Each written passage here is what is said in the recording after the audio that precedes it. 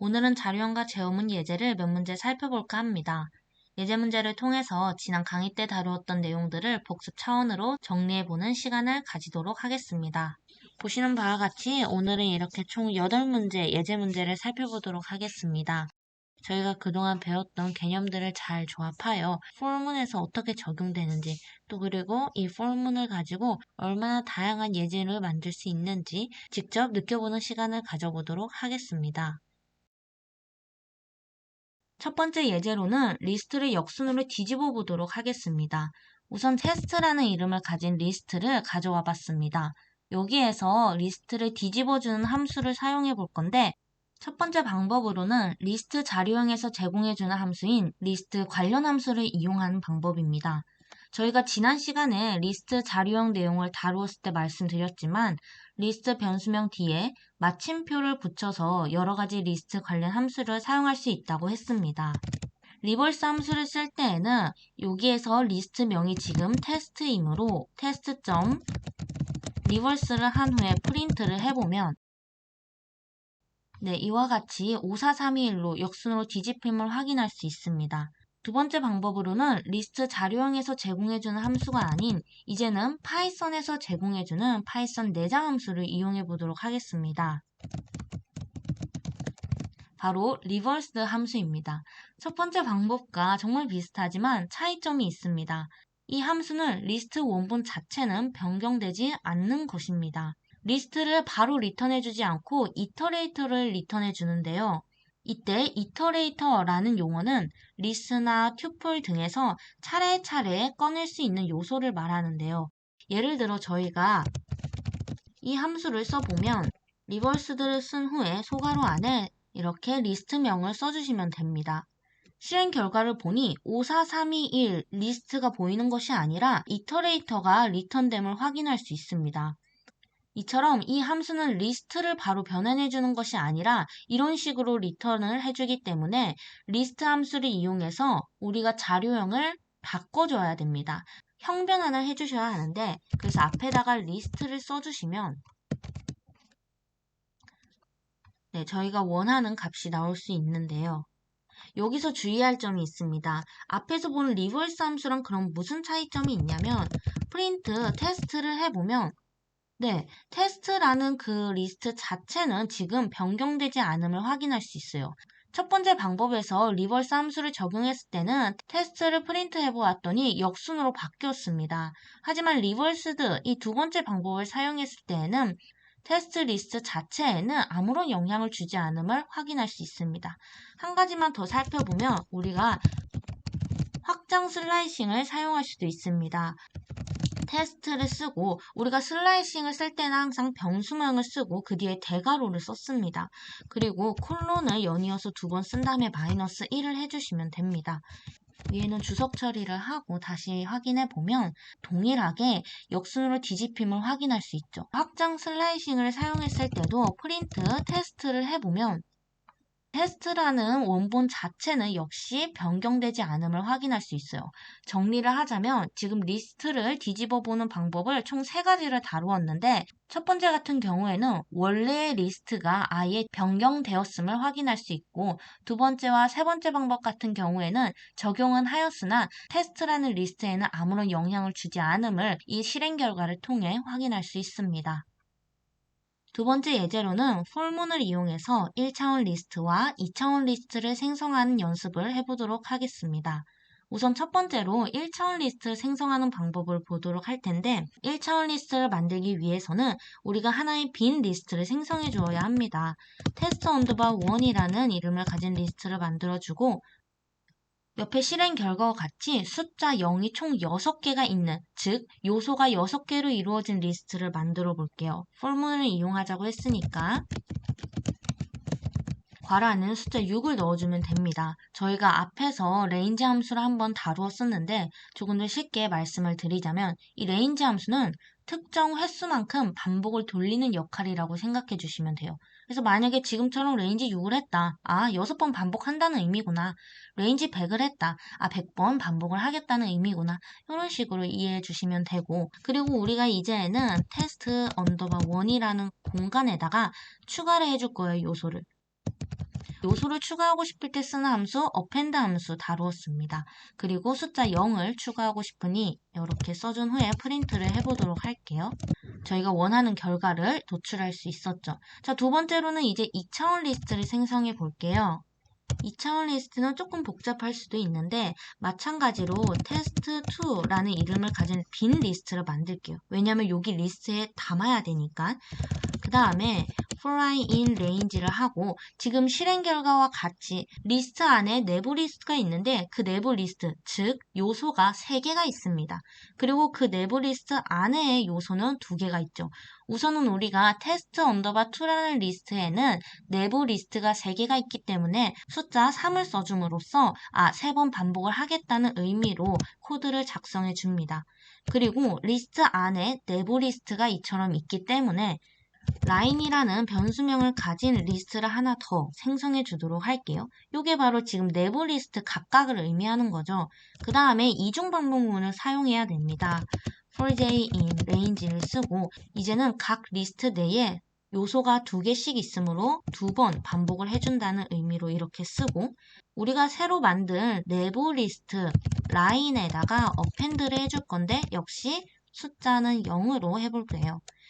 마찬가지로 test underbar 2에다가도 append를 해줘야 되는데 여기에는 이제 내부 리스트가 들어가야 되죠. test underbar 2의 요소들은 리스트이므로 그래서 리스트 변수명 라인을 써주고 프린트를 해보시면 동일한 결과가 나옴을 확인할 수 있습니다. 우리 그러면 이제 마지막으로 2차원 리스트를 즉 test underbar 2 이 리스트를 다시 1차원 리스트로 만드는 방법도 추가로 보도록 할게요.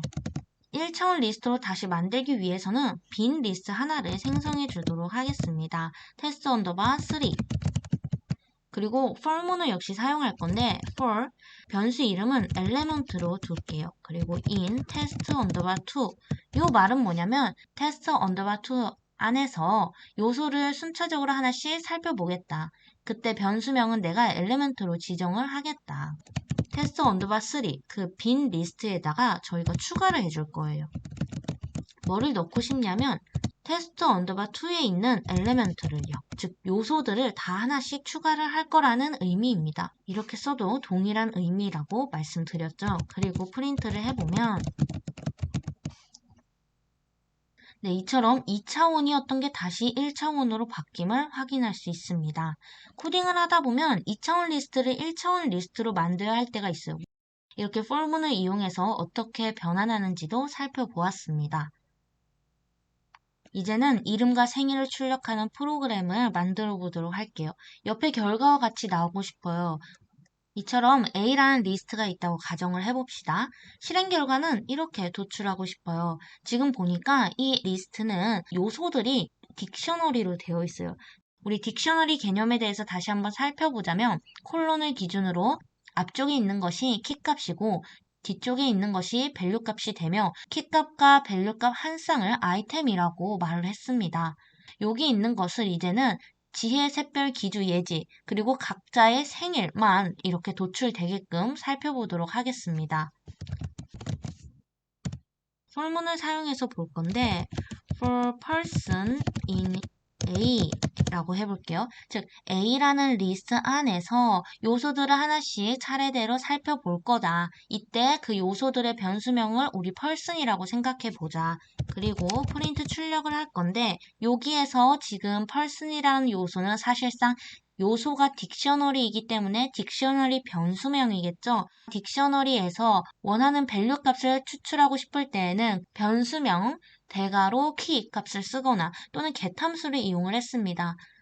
키 값은 name 그리고 마찬가지로 변수명 키 값은 birth 깔끔하게 이름과 각자의 생일만 나오네요. 그러면 우리 아까 말씀드린 것처럼 get 함수를 한번 이용해 볼게요. get 함수도 마찬가지로 이렇게 동일하게 써도 실행 결과는 똑같을 텐데요. 여기서 차이점이 뭐였죠?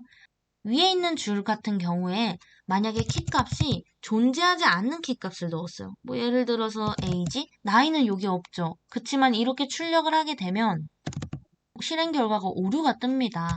하지만 아래 있는 get 함수를 이용할 때 존재하지 않는 키값을 넣게 된다면 이와 같이 오류가 뜨는 게 아니고 none이라고 뜹니다. 그리고 저희가 디폴트 값도 뒤에다 줄 수 있다고 했죠.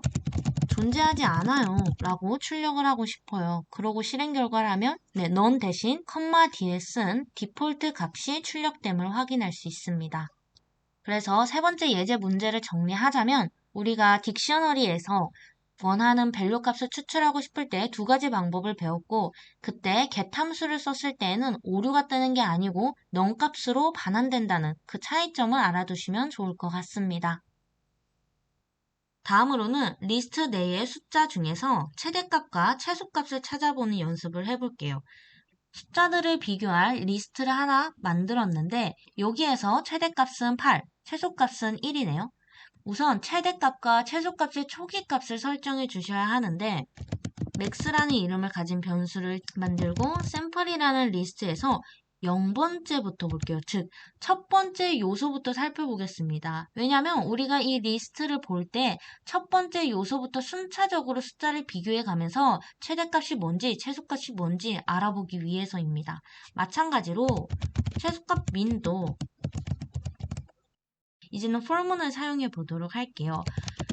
for num in sample.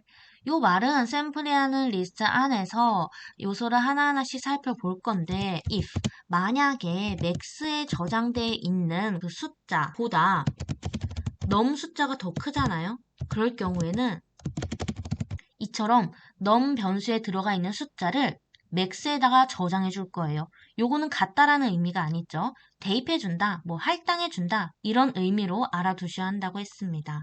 그리고 마찬가지로 if min은 부동화가 반대로 되어서 num이라는 숫자가 min에 저장되어 있는 그 숫자보다 더 작잖아요. num 숫자를 min에다가 대입해 줘야 돼요. 그러면서 최소값을 구할 수 있는 거죠.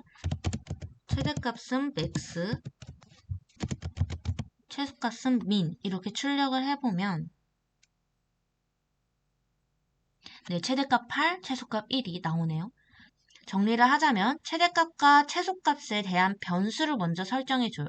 여기서 초기화를 시킬 때에는 이 리스트의 첫 번째 요소, 즉 0번째 인덱스로 설정을 해준 다음에 for문을 이용할 건데 이 max라는 변수에는 최대가 들어가야 되는 거잖아요. 그래서 숫자를 각각 비교해 보면서 둘 중에 숫자가 더 큰 거를 대입해 줘야 돼요. 그래서 num에 있는 숫자가 더 크다면 그걸 다시 max에다가 넣어주고 이렇게 하다 보면 max에는 결국에는 이 리스트에 있는 요소 중에서 가장 큰 값이 들어가게 되고 반대로 min은 가장 작은 값이 들어갈 수 있겠죠. 지금부터는 for문을 이용해서 홀수인지 짝수인지 판별하는 방법을 살펴볼게요. 테스트 리스트에 이처럼 숫자들로 구성된 리스트를 만들고 짝수라는 것은 나누기 2를 할 때 나머지가 0이 되면 되겠죠. 즉 2로 나눴을 때 나누어 딱 떨어지면 그게 바로 짝수가 되겠죠. 그러면 우리가 num이라는 숫자가 있는데 나누기 2를 한 나머지가 0이라면 이때는 퍼센트 연산자를 사용한다고 했습니다. 그리고 나누기 2를 한 나머지가 0이라면 이렇게 표현을 할 수 있고 그러면 반대로 홀수 같은 경우에는 num이라는 숫자가 나누기 2 한 나머지 값이 0이 아니라면 이렇게 표현해주면 될 것 같습니다. 그럼 지금부터 for문을 사용해보면 테스트라는 리스트에서 요소를 하나씩 읽어오겠다. if 만약 num이 나누기 2를 했더니 나머지가 0이라면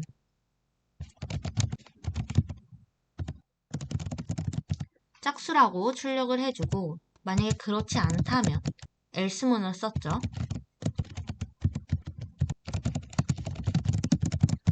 홀수입니다 라고 출력을 하고 싶어요. 즉 if 뒤에 있는 이 조건문이 false라면 else 구문이 실행이 되겠죠. 그래서 홀수라고 출력이 되겠습니다. 실행 결과가 잘 나옵니다. 이제는 while문을 이용해서 숫자 1부터 100까지의 자연수 중 짝수들만 합한 그런 결과를 보고 싶은 거예요. while에서 중요한 것은 결국에는 while 키워드에 나오는 그 조건문이에요.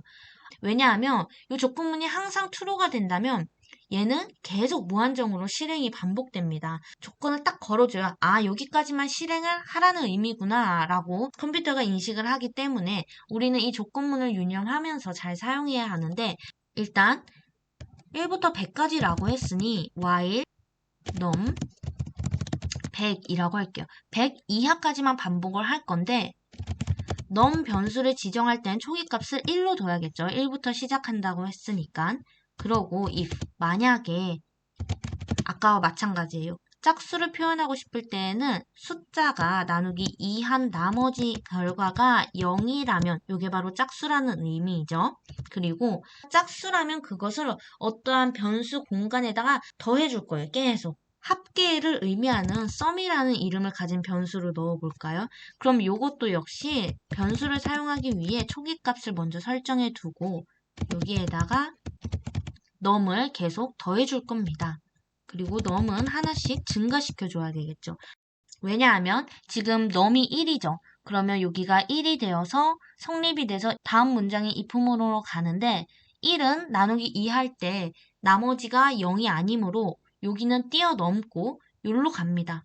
이제는 1이 아니고 하나를 증가시켜준 2가 여기로 들어가게 되고 2는 100 이하이므로 성립을 하고 그리고 if 2 나누기 2는 나머지가 0이기 때문에 요거는 아래 문장으로 가야 됩니다. 그래서 2라는 숫자를 sum에다가 집어넣어줘요.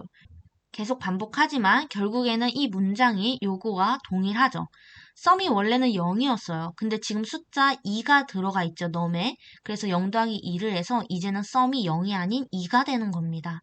그리고 num은 역시나 이제는 3으로 바뀌어주고 3을 넣었을 때는 if문 3 나누기 2는 나머지가 1이므로 얘는 패스 요 아래로 넘어가서 얘는 이제 4로 증가 4를 넣어주면 4 나누기 2는 나머지가 0 그러므로 sum이 원래 2였는데 num 4를 더해줌으로써 이제는 sum이 6이 되고 num은 4가 아니라 하나를 증가시켜 5가 되고 이렇게 100까지 반복을 하는 겁니다. 그래서 짝수의 합을 출력해 보면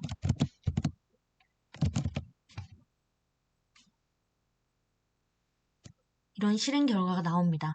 여러분 그리고 여기서 들여쓰기를 정말 조심하셔야 합니다. 어디까지가 if 구문인지 이런 것들을 잘 구별하시면서 써주셔야지 막 들여쓰기를 하게 되면 완전히 결과가 다른 값이 나오거나 에러가 뜨기 때문에 유념해 주시면서 코드를 구현하시면 좋을 것 같습니다. 그러면 마지막 문제 보고 마무리하도록 하겠습니다. 이번 예제 문제는 리스트 내에 숫자가 이렇게 있는데 여기서 특정 숫자 이상인 숫자들만 출력하는 방법을 알아보도록 할게요. 스토리를 덧붙여 보자면 총 5명의 학생이 있습니다. 여기서 80점 이상인 학생은 첫 번째 학생, 두 번째, 세 번째 학생, 네 번째 학생, 즉 첫 번째, 세 번째, 네 번째 학생만 80점 이상을 맞았죠. 이 학생들에게 시험을 통과했다고 축하한다는 그런 메시지를 보낸다고 가정해 봅시다. 그러면 일단 요 리스트의 요소들을 하나씩 살펴봐야 되니까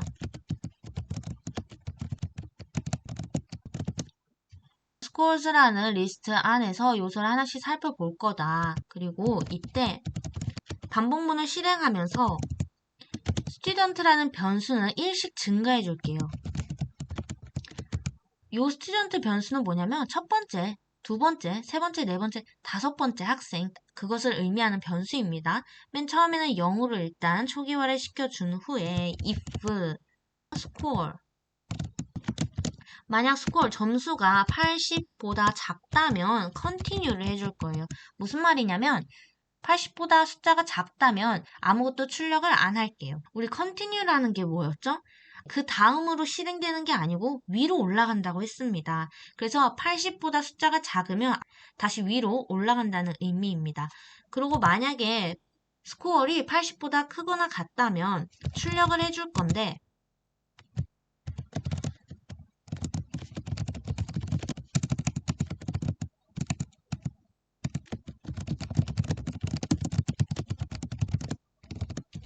포맷을 써서 앞에는 student라는 변수를 넣어야겠고 뒤에다는 점수인 score를 넣어야겠죠. 그리고 출력을 해보면